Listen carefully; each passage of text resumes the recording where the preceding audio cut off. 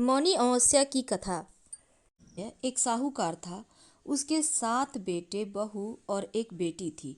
साहूकार के यहाँ एक जोगी भिक्षा मांगने आता था। जब साहूकार की बहुएं जोगी को भिक्षा देती तो वो ले लेता, लेकिन जब बेटी भिक्षा देती तो वो नहीं लेता।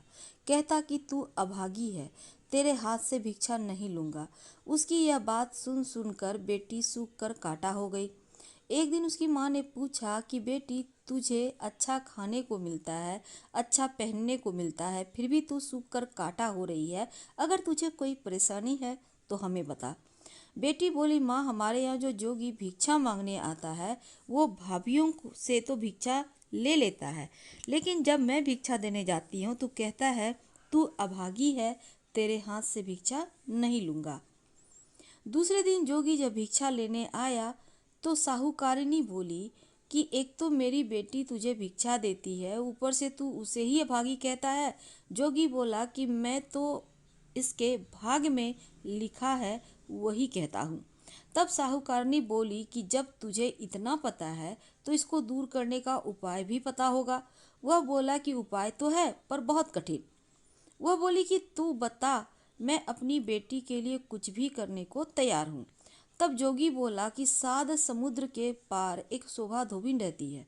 वह अमावस्या का व्रत रखती है और वो ही इसे सुहाग दे सकती है, अन्यथा जब इसकी शादी होगी तब इसके पति को फेरों में सांप डस लेगा और ये उसी रात विधवा हो जाएगी। इतना सुनना था कि वह उठी और अपने बेटों को यह बात बताई। साथ चलकर शोभा धोबन को ढूंढने के लिए कहा। सबने एक एक कर मना कर दिया तो वह अपनी बेटी को लेकर चल पड़ी शोभा धोबन को ढूंढने। चलते चलते समुद्र के किनारे तक आ पहुंची और सोचने लगी, अब आगे कैसे जाएं, इतना विशाल समुद्र कैसे पार करें।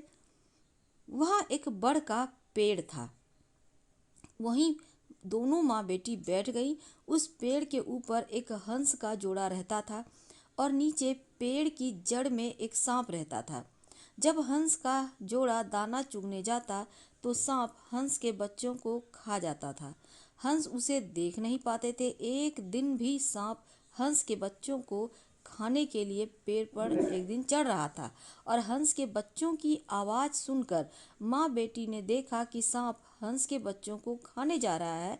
उन्होंने सांप को मार दिया और शाम को जब हंस का जोड़ा आया तो उन्होंने माँ बेटी को वहाँ बैठा पाया। सोचा कि ये ही मेरे बच्चों को मार देते हैं, और जैसे ही वे उन माँ बेटी को मारने को तैयार हुए कि पेड़ पर से बच्चों की आवाज़ सुनाई दी। उन्होंने देखा कि हमारे बच्चे तो जिंदा हैं। अब बच्चों ने उन्हें सारी बात बताई कि कैसे माँ बेटी ने उनकी जान बचाई है। हंस ने उन्हें धन्यवाद दिया, उनका यहाँ आने का कारण पूछा। माँ ने सारी बात कह दी और बोली, हम यहाँ तक तो आ गए पर समझ में नहीं आ रहा आगे कैसे जाएं। तब हंस बोले कि आप हमारे ऊपर बैठ जाओ, हम आपको समुद्र पार पहुँचा देते हैं। इस तरह दोनों समुद्र पार पहुँच गई। उसने शोभा धोबन का घर ढूंढ लिया। अब वह सवेरे जल्दी उठकर शोभा धोबन के घर का सारा काम करने लगी। खाना बनाना, झाड़ू पोछा, पानी भरना, कपड़े धोना। शोभा धोबन के 7 बेटे बहू थे। उसकी बहू बहुत कामचोर थी। काम को लेकर वे आपस में बहुत झगड़ा करती। लेकिन इधर कुछ दिनों से शोभा धोबन देख रही थी कि सब बिना झगड़ा किए सारा काम कर लेती हैं।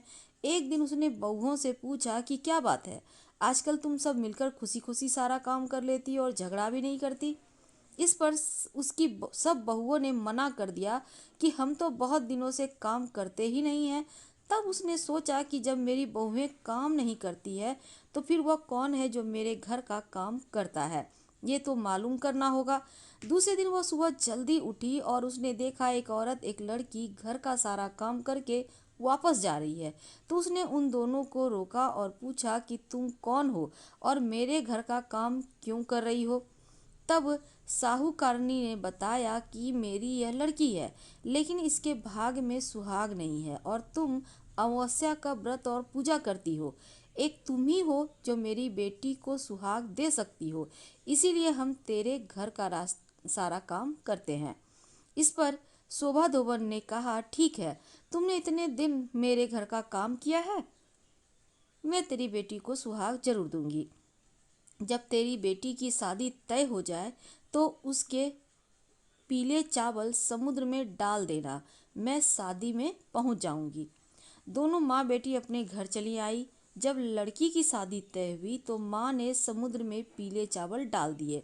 शोभा धोबन जब अपने घर से रवाना होने लगी तो बोली कि मेरे जाने के बाद यदि घर में कुछ भी टूटता फूटता है, जैसे हो वैसे ही रहने देना, मेरे आने तक तुम लोग कुछ भी मत करना। अपने घर वालों को यह हिदायत देकर वह साहूकार की बेटी की शादी में शामिल होने के लिए रवाना हो गई। जब साहूकार की बेटी के फेरे हो रहे थे तब सांप ने दूल्हे को डस लिया। अब सब रोने धोने लगे। तब लड़की की माँ ने शोभा धोबन से कहा कि आज के दिन के लिए मैंने तेरे यहाँ काम किया था ताकि तू मेरी बेटी को आज सुहाग दे सके। शोभा धोबन ने कहा कि तू चिंता मत कर। वह उठी, दूल्हे के पास गई और अपनी मांग में से सिंदूर लिया, आंख में से काजल और छोटी अंगुली से मेहंदी ली, दूल्हे के छींटे दिए और बोली कि आज तक मैंने जो अमावस्या की व्रत की उसका फल साहूकार की बेटी को जाना और आगे जो करूँ वह मेरे धोबी को जाना।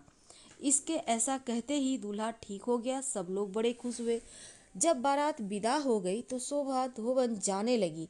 तब सबने कहा कि अभी तो आपको विदा ही नहीं किया है, अभी आप कैसे जा सकती हैं?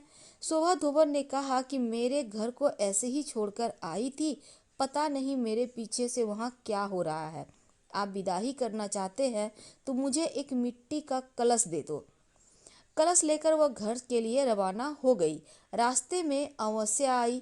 उसने कलश के 100 टुकड़े किए, पीपल की पूजा की और परिक्रमा करके बोली, भगवान, आज से पहले जो अमावस्या की उसका फल साहूकार की बेटी को दिया, आज जो मैंने अमावस्या की उसका फल मेरे पति को देना। फिर कलश के टुकड़ों को गड्ढा खोदकर गाड़ दिया और घर के लिए चल दी। उधर घर पर उसका धोबी मर गया। सब धोबन का इंतजार कर रहे थे क्योंकि वह कहकर गई थी, मेरे पीछे से तुम लोग कुछ भी मत करना। जब वह घर पहुंची तो देखा उसका धोबी मरा पड़ा है, सब लोग रो रहे हैं। उसने कहा कि सब लोग चुप हो जाओ और वह अपने धोबी के पास आई, अपनी मांग में से सिंदूर लिया, आंख में से काजल, छोटी उंगली से मेहंदी निकालकर छींटे दिए और बोली, भगवान, आज से पहले जो अमावस्या की फल साहूकार की बेटी को दिया था, लेकिन आज जो मैंने अमावस्या की है उसका फल मेरे पति को देना। ऐसा करते ही उसका पति उठकर बैठ गया। इतने में ब्राह्मण आया और बोला, जजमान, अमावस्या का दान दो। धोबन बोली कि मैंने तो पीपल के पेड़ के पास गाड़ दी, वहां से निकाल लो। ब्राह्मण ने वहां जाकर देखा तो सोने की 108 मोहरे हो गई। पूरे गांव में ढिंढोरा पिटवा दिया कि अमावस्या का व्रत पूजा जो करेगा, दान देगा, उसकी सारी कामना पूर्ण होगी। हे सोमवती अमावस्या माता, जैसे आपने साहूकार की बेटी को सुहाग दिया और धोबी को जीवन दान दिया, वैसे ही सबको देना। कहने वाले को, सुनने वाले को, हुंकारा भरने वाले को, सबका अगर घटती हो तो पूरी करे, पूरी हो तो मान रख।